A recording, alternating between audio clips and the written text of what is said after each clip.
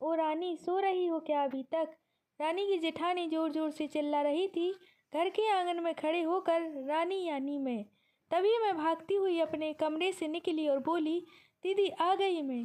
जेठानी बोली, रानी तुम्हारा नाम है, तुम रानी नहीं हो। मैंने तुम्हें रात में ही समझाया था। वह हो जल्दी उठ जाना, तुम्हारी मुंह दिखाई की रस्म है। मैंने बोला, दीदी रात को नींद ही नहीं आई, नई जगह है और मन में थोड़ा डर था कि आंख नहीं खुली तो। रजनी दीदी हंसती हुई बोली, रानी मेरी प्यारी देवरानी, जल्दी से घूंघट कर लो, अगर माँ जी ने देख लिया तो हंगामा हो जाएगा। मैं घूंघट किया ही था तभी माँ जी वहाँ आ गईं और कड़कड़ाती हुई आवाज़ में बोली, चलो अब क्या यहीं गपशप मारती रहोगी तुम दोनों? हमने चलना शुरू ही किया था तभी माँ जी ने रजनी दीदी के कंधे पर हाथ रखा और बोली, पता है ना कहाँ से जाना है और कैसे जाना है? जी ने बोला कि जब भी कोई बड़ा तुम्हारे सामने खड़ा हो तो हमेशा घूंघट में रहना और कम से कम अपने बड़ों के सामने आना और बिना घूंघट के तो कभी नहीं। रजनी दीदी कुछ बोली ही नहीं, बस अपना सिर हिलाकर हाँ बोल दिया। मैंने भी अपना सिर हाँ में हिलाया।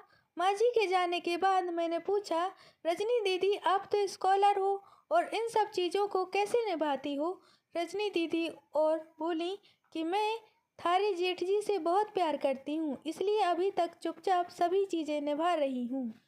कुछ नहीं बोली और चुपचाप रजनी दीदी के साथ घर के बाहर वाले कमरे में जाकर बैठ गई। वहाँ पर एक पड़ोस की आंटी जी बैठी हुई थीं। वो बोली, ये कैसी बहू आई है, ससुर जी के सामने खड़े हैं और ये वहाँ बैठी है, मुझे कुछ समझ ही नहीं आया मतलब। रजनी दीदी बोली, आंटी जी अभी नई बहू है, यहाँ के रीति रिवाज सीखने में थोड़ा समय लगेगा। रजनी दीदी ने मुझे वहाँ से उठाकर मेरे कमरे में छोड़ दिया।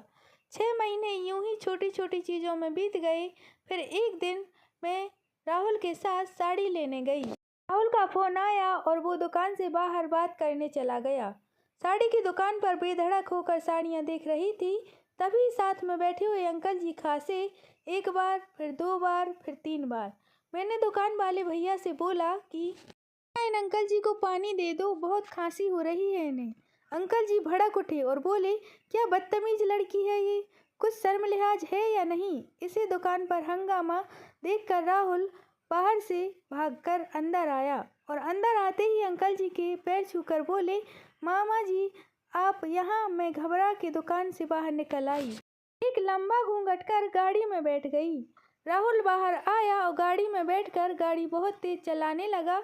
मैंने धीमी आवाज में बोला, गाड़ी बहुत तेज चला रहे हो, कहीं एक्सीडेंट ना हो जाए। हम घर पहुंचे ही थे तभी माँ जी जोर जोर से चिल्लाते हुए बाहर आई, देखो आ गई ये रानी साहिबा, खानदान की इज्जत मिट्टी में मिलाकर। तभी रजनी दीदी आई और बोली, माँ जी मेरी शादी को 6 साल हो गए हैं, मैं अभी तक मामा जी को नहीं जानती, ये कैसे जानेगी? माँ जी जोर से चिल्लाई, देखो कैसी चपड़ चपड़ जबान चल रही है इस रजनी की। राहुल सबकी बात काटते हुए बोले कि माँ ये दोनों सही बोल रही हैं, अगर ये हमेशा घूंघट करके रहती हैं तो ये मामा जी को कैसे पहचानेंगी? और माँ आज मामा जी के फ़ोन पर तुमने पूरे घर की शांति को भंग कर दिया। ये वही समाज है जिसने सीता मैया पर भी उंगली उठाई थी। पिताजी और जेठ जी ने अभी अपना पक्ष राहुल के साथ ही रखा।